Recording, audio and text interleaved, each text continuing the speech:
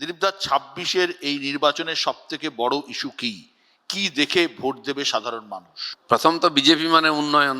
20টা রাজ্যে আমরা রাজত্ব করছি, আইন শৃঙ্খলা দেখুন, গরিব মানুষের জীবনের পরিবর্তন দেখুন, ওখানে ইন্ডাস্ট্রি দেখুন, রাস্তাঘাট দেখুন, যোগাযোগ দেখুন, এটা দেখবে। আমরা চাই খালি ও খারাপ বলে আমাকে ভোট দিও না, আমি ভালো বলে আমাকে ভোট দাও। বিজেপি এই দাবিটা করতে পারে। 3বার প্রধানমন্ত্রী মোদিজি, আর একটা রাজ্যে 7বার পর্যন্ত আমরা ক্ষমতায় এসেছি, মুখ্যমন্ত্রী আছে, আর প্রত্যেক ইলেকশনে নতুন রাজ্যে আমরা যাচ্ছি। তার মানে বিজেপি মানে কিছু আলাদা, পার্টি উইথ এ ডিফারেন্স, এটা বলতেন আমাদের আডবাণীজি। সেটা আমরা ব্যবহারে করে দেখিয়েছি। সেই জন্য বাংলার মানুষকে একবার অভিজ্ঞতা নেওয়ার জন্য বিজেপিকে সুযোগ দিতে হবে যে সত্যি ডিফারেন্স কিনা। এবারের ভোটে ধর্ম কতটা বড় ফ্যাক্টর? অনেকে বলছেন অনুপ্রবেশ নিয়ে এত হইচই করে আসলে পরোক্ষে, আপনিও বললেন, পরোক্ষে ধর্মীয় মেরুকরণের অস্ত্রে শান দিতে চাইছেন আপনারা।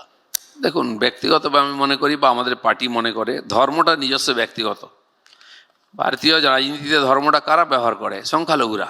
সংখ্যালঘু হিসাবে ভোট দেয়, সংখ্যালঘু ভোট ব্যাংক, এটা একদিন মাইনরিটি ভোট ব্যাংক বলে শব্দ প্রচলিত আছে। হিন্দু ভোট ব্যাংক কেউ বলতো না।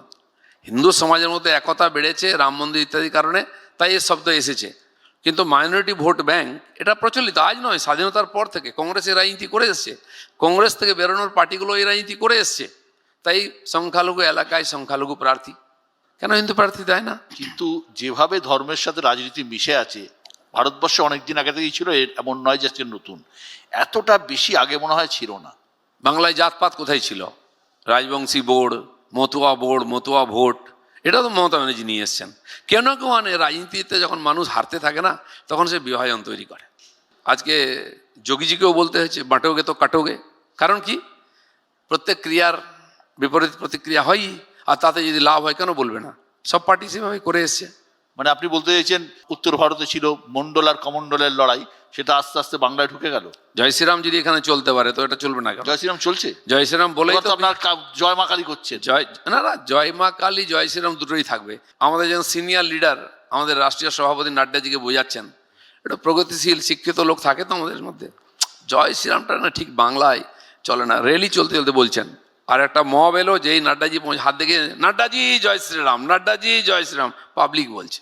তো পাবলিক যেটা অ্যাকসেপ্ট করে ওটা আপনাকেও অ্যাকসেপ্ট করতে হবে, এর মধ্যে অপরাধ কিছু নেই। তাহলে দক্ষিণেশ্বর মন্দির টন্দির আপনারা পেছনে এবার করলেন ব্রিগেডে। দক্ষিণেশ্বর মন্দির, বেলুড় মঠ, শহীদ মিনার, এটা তো পশ্চিমবাংলার একটা চালচিত্র, বাংলার সংস্কৃতির পরিচায়ক। আর যদি মমতা ব্যানার্জিকে জগন্নাথ মন্দির বানাতে হয়, মহাকাল বা দুর্গা মন্দির বানাতে হয়, তার মানে বুঝতে পেরেছেন কিনা বিজেপির চাপটা কত আছে। আমরা যারা রাজনৈতিক সাংবাদিকতা করি, গত কয়েক বছর ধরে তাদের দুটো শব্দ বারবার শুনতে হচ্ছে, বাইনারি আর সেটিং। সিপিএম এবং কংগ্রেসের অভিযোগ তৃণমূল এবং বিজেপির মধ্যে ব্যাপক সেটিং আছে, এবং এই দুই দল চক্রান্ত করে বাংলায় বাইনারি তৈরি করেছে, রাজনৈতিক বাইনারি তৈরি করেছে।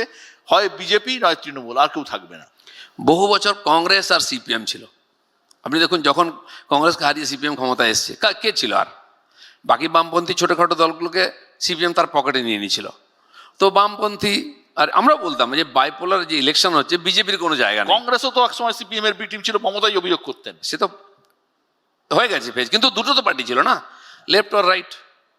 আমি প্রথম স্লোগান দিয়েছিলাম, নাইদার রাইট নর লেফট, গো স্টেট বিজেপি। তো এতদিন সিপিএম কংগ্রেস আমাদেরকে ঢুকতেই দেয়নি। অত জনসংঘ থেকে আরম্ভ করে এইখানে 70 বছর হয়ে যাওয়ার পরে আমরা 70 পার করলাম বিধানসভায়।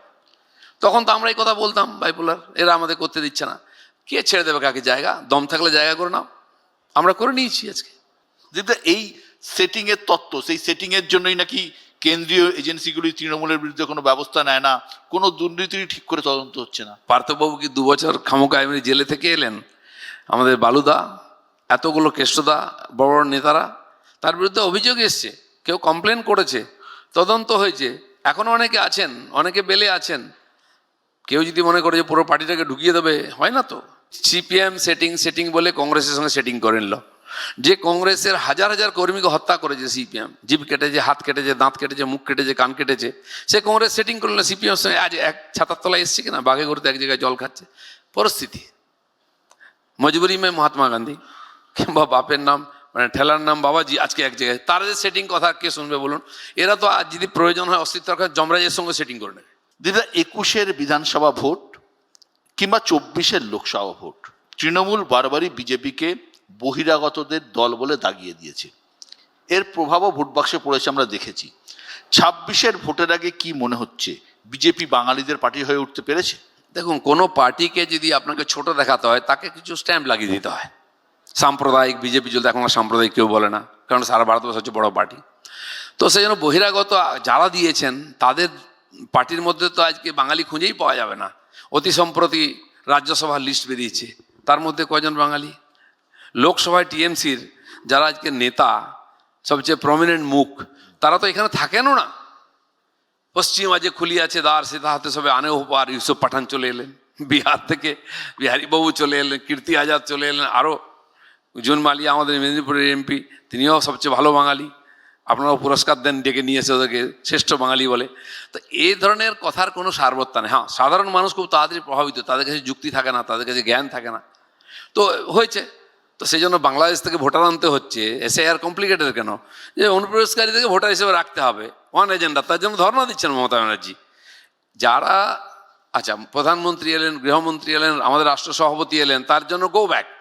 আর বাংলাদেশ থেকে রোহিঙ্গা অনুপ্রবেশকারী আসছে, ওয়েলকাম ওয়েলকাম। দিদা, লক্ষ্মীর ভান্ডার বা বেকার ভাতা, এ নিয়ে আপনার কি মত? আপনি কি ভাতা দেওয়ার পক্ষে না বিপক্ষে? দেখুন, পক্ষে বিপক্ষে বলে কিছু হয় না। কিছু সমাজ আমাদের পিছিয়ে আছে। রিজার্ভেশন কেন দিয়েছি আমরা? চাকরিতে রিজার্ভেশন, পড়াশোনায়, কারণ তারা মূল সময় থেকে দূরে আছে, তারা দুর্বল।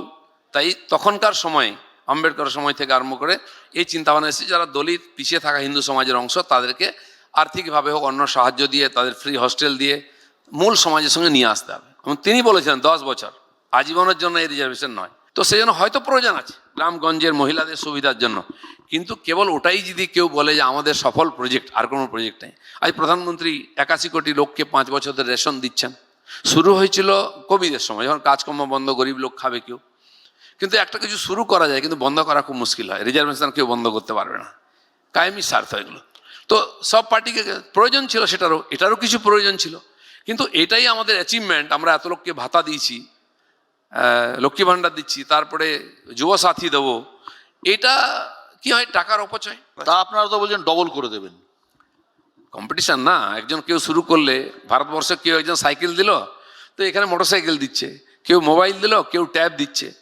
যখন যেটা সমাজে চলে যাবে, হিট হবে, সেটা সবাই করবে। বাজারে কম্পিটিশন বেড়েছে, রাজনীতিতে কম্পিটিশন আছে না, কে কত বেশি দিচ্ছে। দিলীপদা, আপনাদের দলের যে লিস্ট বেরিয়েছে তা দেখা যাচ্ছে ভবানীপুর এবং নন্দীগ্রাম দু জায়গাতেই শুভেন্দু অধিকারী ক্যান্ডিডেট, এবং এটা একটু বিজেপিতে সাধারণত একই ব্যক্তি দুটো জায়গায় ক্যান্ডিডেট হয়েছেন, কিভাবে দেখছেন? পার্টির যারা সর্বোচ্চ নেতৃত্ব, তারা ডিসিশন নিচ্ছে, নিশ্চয়ই এর পিছনে করুন যুক্তি কারণ আছে, সেইটা ভেবে স্ট্র্যাটেজি হিসেবে নিয়েছেন। কিন্তু হয়নি বা হবে না এরকম নয়, বহু লোক এরকম ইলেকশন লড়েছেন, কেউ জিতেছেন, কেউ হেরেছেন। তো তাতে হয়তো একটা মেসেজ দেওয়ার চেষ্টা হচ্ছে। দিলীপ ঘোষ কিভাবে দেখছেন? শুভেন্দু অধিকারী দু জায়গায় দাঁড়িয়েছেন। দেখুন, পার্টি মনে করেছে মোদিজি 2 জায়গায় দাঁড়িয়েছিলেন কিনা লোকসভাতে, গুজরাটে ও বেনারসও, পরে গুজরাট ছেড়ে দেন উনি। মোদিজির সাথে না, যারা বড় নেতা, যাদেরকে চোখের সামনে রাখা হয়েছে, তো তাদেরকে হাইলাইট করার চেষ্টা হয়েছে। এর আগে আমাদের পার্টিতেই হয়েছে, সেই জন্য আমি বললাম আপনাকে, সেই জন্য হয়তো হয়েছে। আপনি বিশ্বাস করেন শুভেন্দু অধিকারী মমতা বন্দ্যোপাধ্যায় হারাতে পারবেন? না, একবার যখন হারিয়েছেন, দ্বিতীয়বার হারাতে কি আপত্তি আছে? নন্দীগ্রামে হারাতে বললে ভবানীপুরে হারাতে কি আপত্তি আছে? সে তো ভবিষ্যৎ বলবে, জল্পনা করে লাভ নেই। শনিবারের ব্রিগেড থেকে একটা বিষয় স্পষ্ট হয়ে গেছে দিলীপদা, আপনি বিয়ে করেছেন কিন্তু আপনি প্রধানমন্ত্রীকে মিষ্টি খাওয়াননি, এটা কি ঠিক করেছেন? উনি কিন্তু অভিযোগ জানালেন সর্বসমক্ষে। সে তো আপনার মতো বন্ধুরাও বলে অনেকে, আপনি মিষ্টি খাওয়ালেন, এখনই একবার বলে গেল এখানে।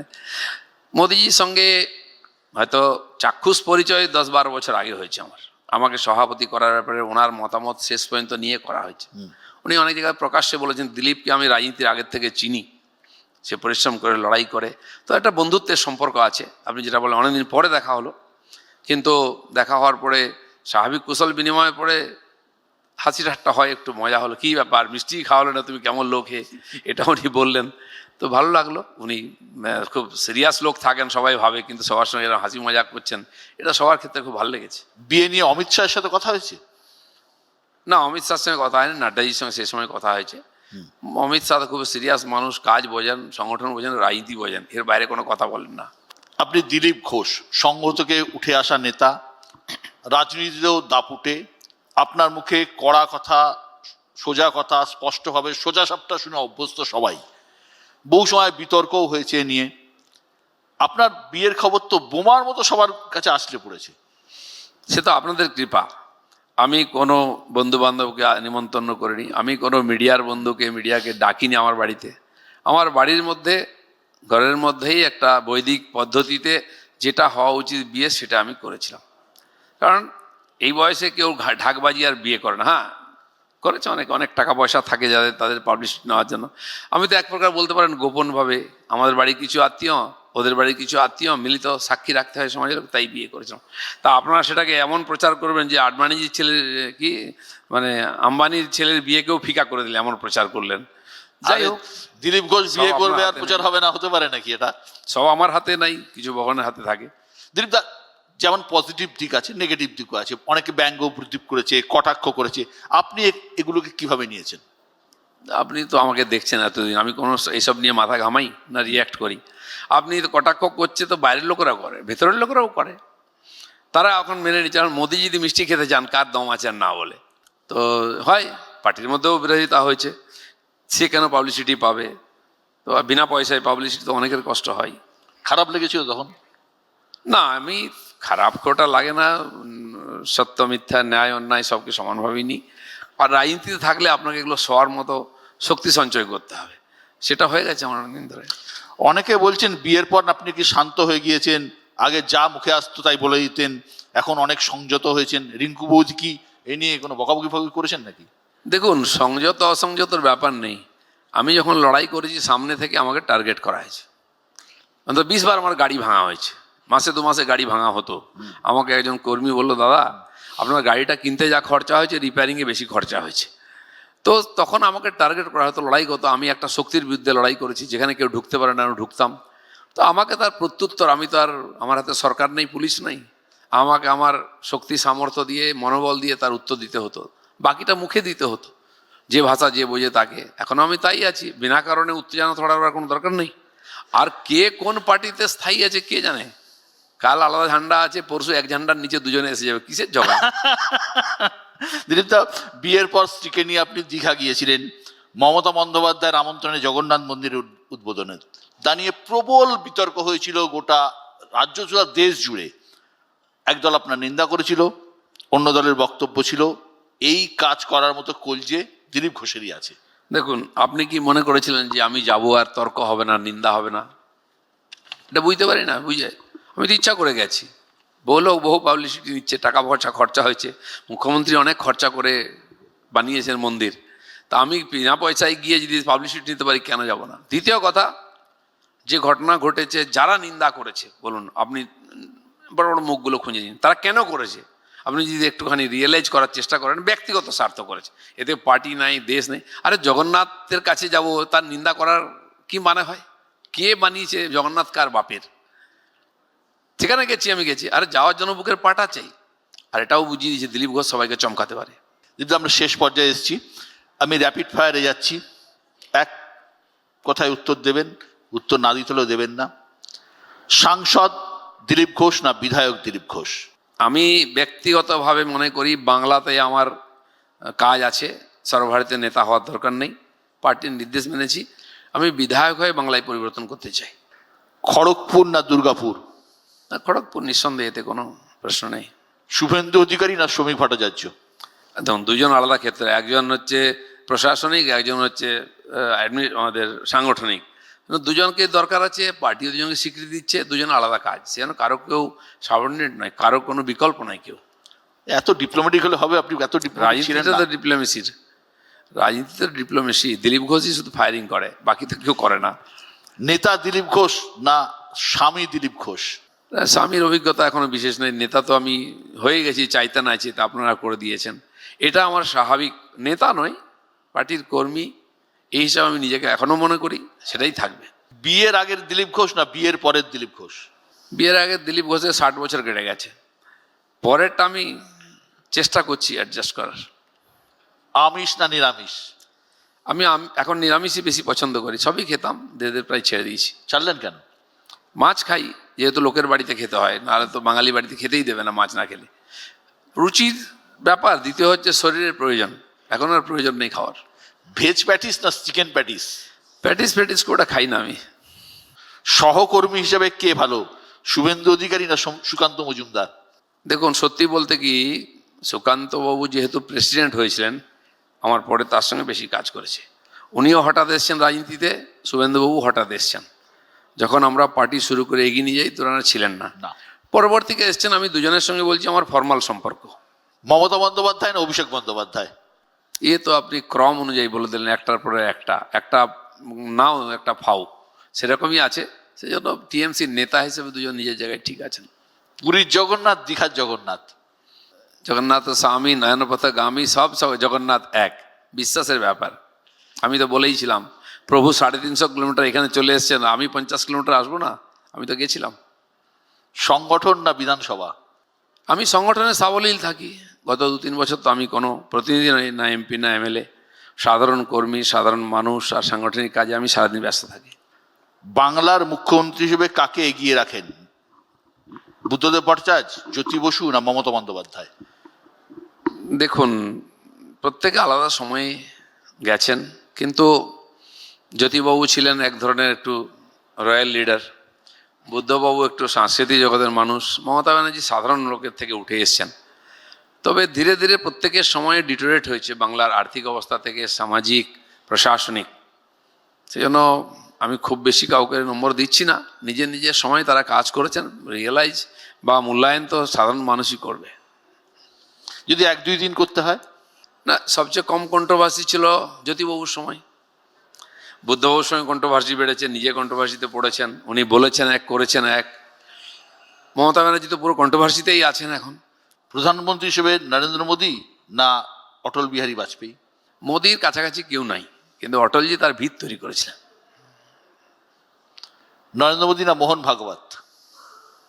তুলনা হয় না, দুজনে বন্ধু, দুজনেই আরএসএস এর প্রচারক, এক বয়সী, একসঙ্গেই কাজ করছেন দুজনে। সেই জন্য ভারতের যে পরিবর্তন হচ্ছে তার একটা বড় কারণ ওটা, যেটা পর্দার পেছনে বোঝা যায় না।